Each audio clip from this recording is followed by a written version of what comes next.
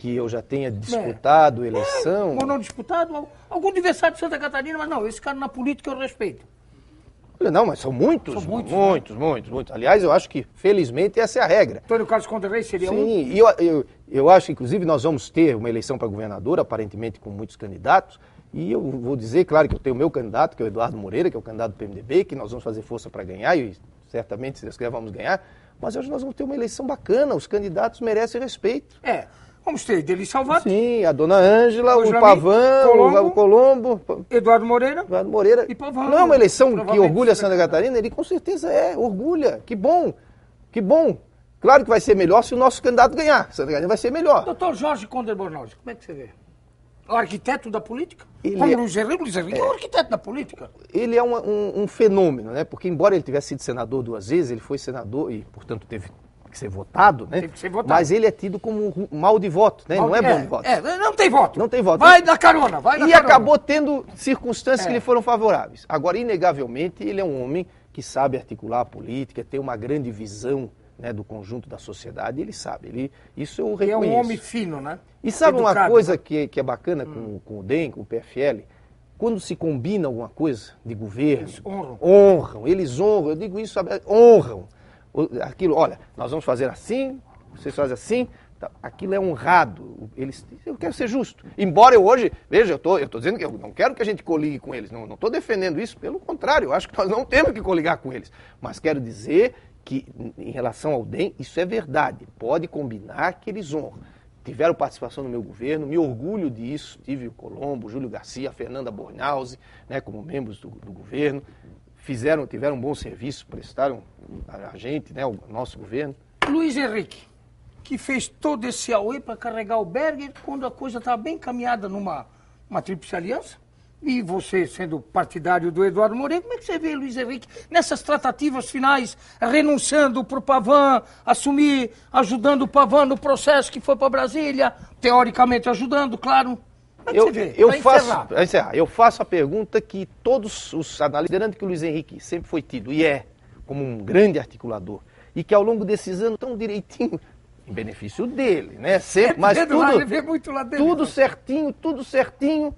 Quando chegou aos 49 do segundo tempo, ele botou a mão na bola e fez pênalti. Aí pergunta, mas ele não sabia que não podia botar a mão na bola? Será que ele botou a mão na bola de propósito? Qual é o seu pensamento? Botou de propósito? Não, eu acho que... Sabe que tem um dia que dá um branco no sujeito assim? Ele fez tudo certinho até o último dia, no último minuto. E ele acabou botando tudo a desarranjar. Botou. Você acha que ele teve um grande prejuízo político com essa atitude? Eu acho que ao final ele não... Claro, vai dizer, não, isso é para beneficiar o Paulo Afonso, que quer ser senador. O Luiz Henrique não devia ter saído do governo. Devia ter ficado. Ele iria terminar de forma reconhecida. Provavelmente ia entregar o governo se ele fosse simpático. O Eduardo, o Colombo, o Pavan faria isso, né? Sairia com aquela honra, mas ele colocou o projeto dele e ele não soube entender o momento que estava sendo vivido, infelizmente, que era para ele permanecer. Ele articularia a tal da Tríplice Aliança, aí ele construiria as candidaturas em conjunto, né? Daria o apoio como governador, não deixaria o PMDB hoje. E veja que ele caiu o governo de repente. Teve algum intuito de querer ajudar também ele tinha, do processo? A mídia comenta muito isso. Ele tinha um compromisso com o Pavan, ele tinha dito, os compromissos, claro, a gente assume uma coisa, é dentro de uma determinada realidade, certo? Dentro de uma determinada realidade. E dado as obras, dado sustentação ao projeto político, não fez. Ia terminar o governo com inteligência e com grandeza, não? Eu acredito que sim.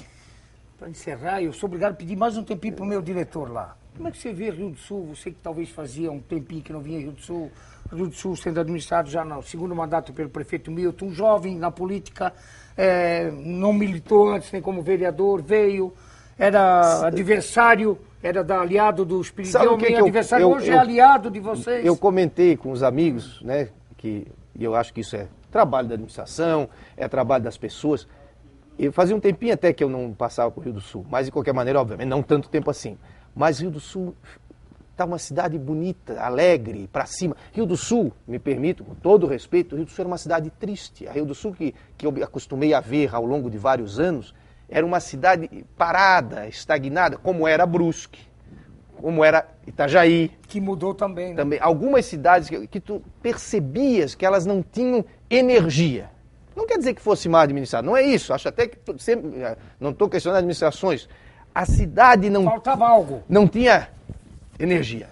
Hoje eu vejo, como aliás esse fenômeno aconteceu com Brusque também, com Itajaí, o mesmo processo. E aos rio-sulenses que eles estão de parabéns, eu estou impressionado, porque essa sensação de vida que eu vi nos anos 90, quantas vezes é isso? Bom, claro que vim depois disso, né, Nery? Mas estou comparando com um período, digamos assim, temos uma década, a outra década anterior. Realmente... Uma época mais triste e uma época... Tanto é que Rio do Sul perdeu durante muito tempo a sua referência de polo regional, sabe disso? Perdeu mesmo. Perdeu. Deixou aquilo, foi se esvaindo. Né? Concordo com você. Agora, precisa... Eu até perguntei hoje para um colega lá na Coordenadoria de Educação, e não vai ter time na primeira divisão de Santa Catarina, em Rio do Sul? Não vai ter um time de futebol profissional aqui, lamentavelmente, eu não vejo perspectiva. Aqui quem o Ibirama, o atleta está fazendo bonito. Mas é diferente, quer ver? Eu vou fazer essa colocação, já fiz várias vezes aqui. Eu sou um torcedor. Eu sou flamenguista e sou atleticano, tanto de Rio do Sul que não existe, mas como atlético de Ibirama. Aqui em Rio do Sul, quem gosta de futebol não tem dinheiro. E quem tem dinheiro não gosta de investir no futebol. E nós temos que respeitar isso. Ibirama é diferente. Lá o povo torcedor pode não ter dinheiro. Mas tem um cara que gosta de futebol e tem dinheiro, que é o Aires Marquete. É verdade. Ele é um apaixonado. Quer ser campeão do estado um dia, ele disse que enquanto ele não for, ele não vai desistir. Faz trabalho de base. Ó, tá aqui a camisa do nosso... Foi uma bom vez tirar só. lá, ó. Esse era o nosso Atlético de Rio do Sul, Atlético Alto Vale, mas de saudosa memória. Você que é do Figueirense, faz de conta que jogou no Atlético do Alto Vale. Bota aí essa camisa aí, ó. Mas aí, olha o só... Roberto Schultz, vereador hoje da cidade, era o presidente do Atlético. O Ibirama, o Imbituba faz um grande trabalho. E é uma cidade que não tem dinamismo econômico. É uma cidade linda, turismo, surf. Guardadas as devidas proporções... todo respeito à cidade de Imbituba e à equipe do Imbituba, que fez um grande papel nesse campeonato, fez uma parceria que deu certo com a FC Zico, o Rio de Janeiro, e é momentâneo. O Atlético de Ibirama, eu vou falar dessa estrutura muito rapidamente. Tem estrutura, uma boa estrutura, tem um cara apaixonado e que tem dinheiro, que é o Aires Marquete, e que conhece, um pouco centralizador demais, eu acho que tinha que abrir um pouquinho mais, mas se não tivesse ele, não existia. Paga em dia, que o futebol é difícil pagar em dia. Paga em dia, ali as contas são pagas religiosamente em dia. Funciona e ele manda. Quem dá porrada lá é ele. É verdade. Eu não acredito que lá em Imbituba, com todo respeito, vai ter alguém com esse cacife, se a parceria acabar com o Rio de Janeiro, com o FC do Zico lá, se o Imbituba vai ter essa continuidade com o Atlético. O Atlético foi 2 vezes vice-campeão do estado. Foi. Quando joga em casa é difícil. É difícil, o campo é um pouco menor, no coxo da Baixada é difícil ser batido. Figueirense veio aqui, tomou 2-3, o Avaí veio e tomou 2-3, e quando vai lá nós vamos tomar 2-3. Porque jogar lá no Scarpelli é difícil, jogar na Ressacada é difícil. Bom, assunto do futebol encerrado, assunto da política encerrado.